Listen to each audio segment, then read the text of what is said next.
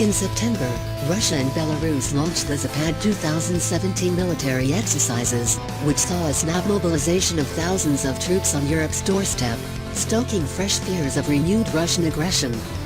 Understandably, the exercises have added fresh urgency to discussions among NATO members about how to best answer provocations like Zapad, or indications that Russia may be deploying more missiles to Kaliningrad, its heavily fortified exclave.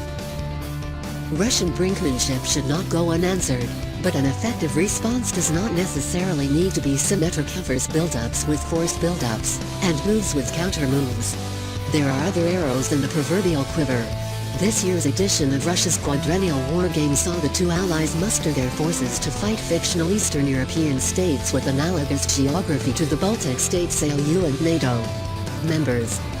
The scale and complexity of the drills were not lost upon Western analysts and military leadership, fueling worries that Zapad could be yet another precursor to a Russian intervention, as it was ahead of its wars in Georgia in 2008 and Ukraine in 2014.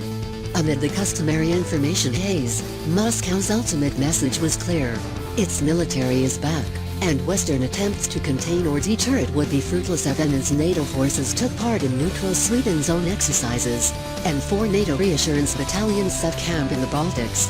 Calls to marshal heavy forces on Russia's doorstep are understandable, but it may only increase the risk of conflict while exposing more allied troops to withering Russian fire in the opening salvos of a war.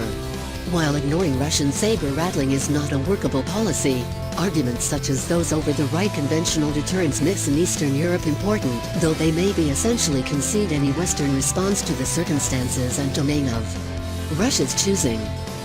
This tendency to react symmetrically to the latest provocation or probing action may help explain why United States and European policies so often seem at least one step behind Russia. Yet, if Moscow has embraced asymmetry, showed the West, Russia cannot match NATO militarily in quantity or quality, but Moscow knows it does not need to if the alliance can be divided, if members are unwilling to act, and if it can goad the US and Europe into a series of strategic blunders.